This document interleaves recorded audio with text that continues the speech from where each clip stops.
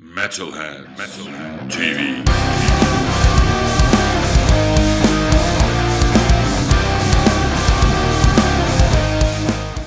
Hello, Metalheads. We're in Cologne.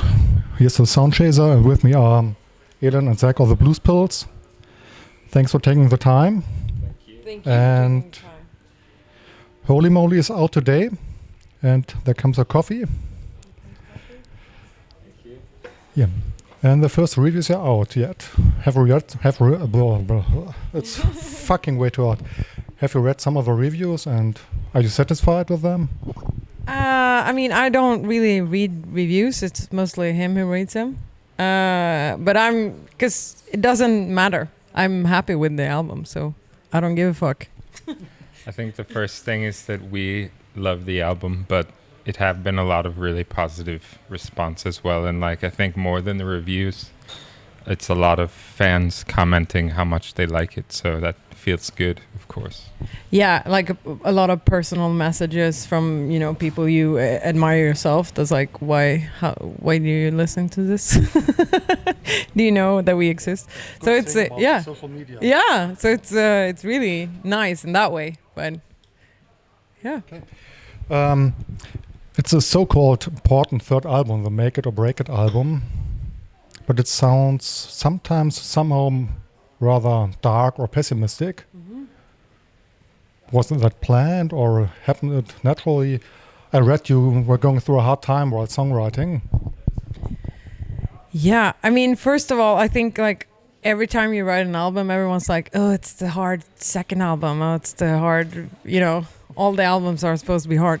So I don't really know if that's the truth. But we had a few, personal struggles. A lot of stuff happened. We lost a lot of friends, close friends. And also I lost my pet in an accident, and he was my dog. And that's what the song From a Morning Dove is about. Because back then I didn't have a family, really. He was my family. I don't know if you're an animal lover or if you have an animal. Yeah, you have a dog.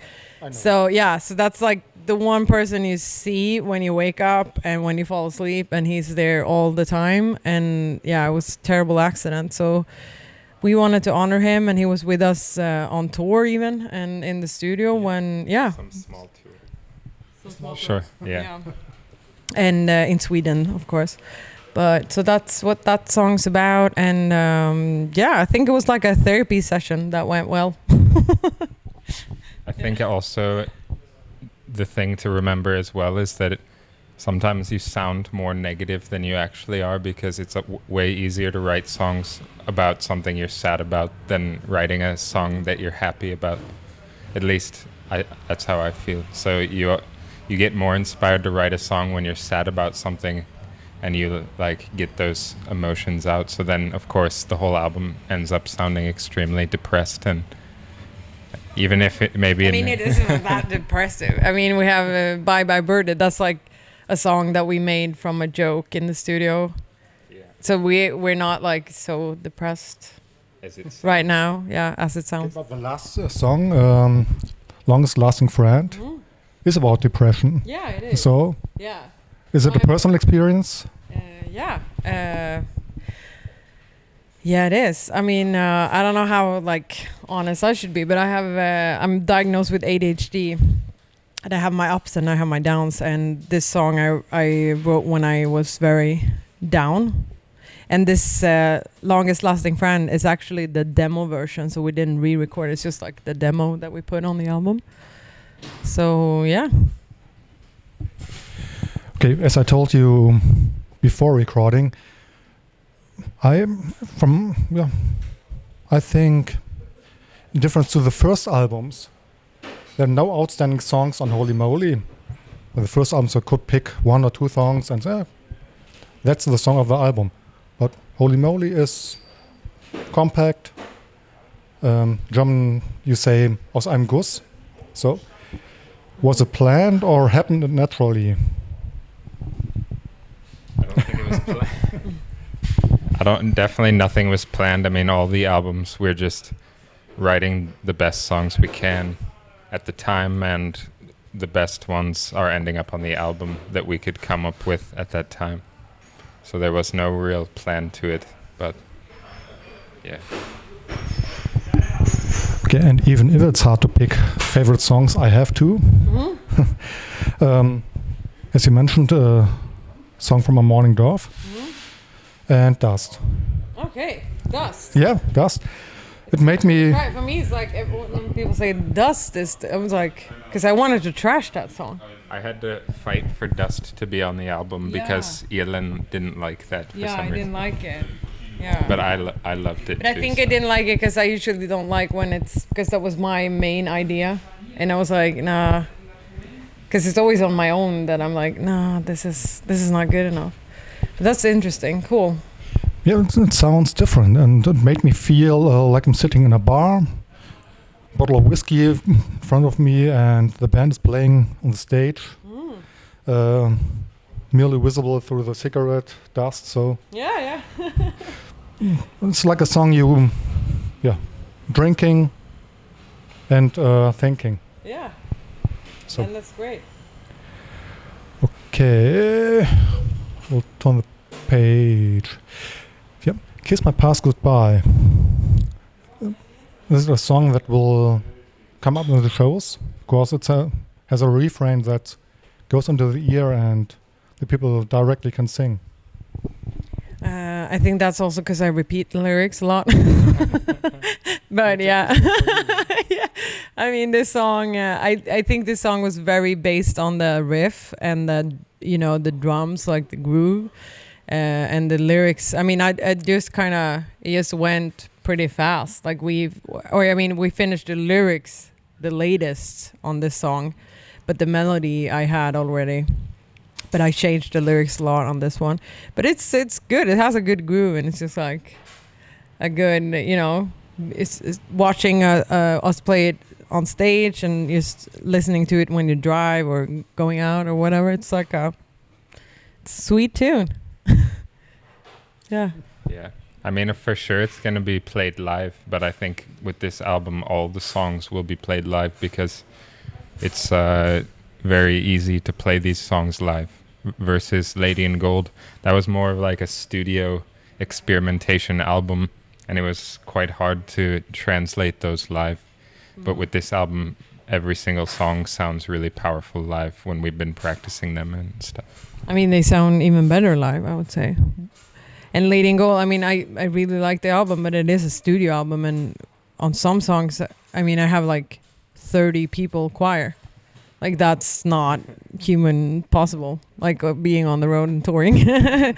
Bringing like, I mean, at least for us on this level, we can't bring like 40 buses with people choiring. But yeah. But isn't that something you want? Or are you more a four-piece band going on stage and rocking the stage? I mean, we are more of a four-piece band rocking the stage, but of course, like on some, I mean, that would be pretty cool to do a live show with a choir and, have this, orchestra or whatever. That'd be awesome, but that's not like what you do on a normal basis because we don't afford that. No.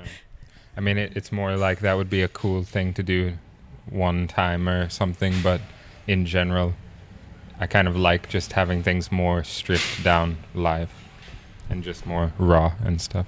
I agree. Okay. We are in sad, bad times.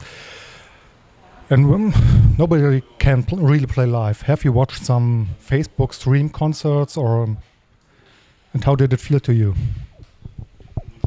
I mean, we actually did one ourselves in Stockholm, Studio Gröndal, and that was quite an experience. I'm not sure if I liked it because it was so weird. I mean, I liked the place and I liked the people we did it with, but it was just so weird. The whole situation was so weird for me because it's live, but it's really not live. But I watched both Kveller Talks live streams. And I thought actually they were doing a great job on those. They put some money into it and did a great, the second one was a bit more fun. Like they had this wheel that they were spinning and shit and giving out prizes. So But I'm not sure I dig the whole thing. I mean, it's not the same thing, obviously. Yeah. Yeah, I mean, of course, it can't even compare to a real live show, but maybe it's better than nothing. But Yeah. of course, we're all hoping we can play live again soon. Yeah, I think the energy is missing. On a good concert and good show, there's something happening between band and the crowd, and I totally missed it. Okay, and I got a 5-minute warning a few minutes ago. There's another change in the band from bass to guitar. What's the difference for you beside playing more strings? I think the guitar is easier than the bass, so. No, I think you're the only one saying that. no, I'm just kidding, but I actually don't think one is easier than the other. I mean, it's the same if you're a good bass player or a good guitar player, it's equally difficult. But I think one of the main difference, of course, is just that I can't really talk about it yet because we haven't played live yet, but I need to come into the role of maybe being a bit more in the spotlight versus being a bass player. You're more comfortable in the back, just jamming along. But when you're the guitar player, you're a bit more in the eyes. And so that will be a challenge, maybe. And I know Geezer Butler is one of your favorite bass players, but what about guitarists? I guess the first two that come to mind is Peter Green and Dwayne Allman. Like, those are the two that I learned to play guitar to. So I think there's of course a lot more, but those are two of the biggest influences for me. Okay, and my last question was 4 years between Lady in Gold and Holy Moly. Quite a long time for me. I hope the next one... I hope the next one will be out sooner. We hope so too. You hope so too. Yeah. That's great. And okay, the last words always go to the artist. So Okay. whoever wants, if you two or both. Yeah, I can do it. Thank you so much for watching this. Thanks for the support. Listen to the album. Help all the artists and bands you like and support us in this time. And take care of yourselves. Thank you. Bye.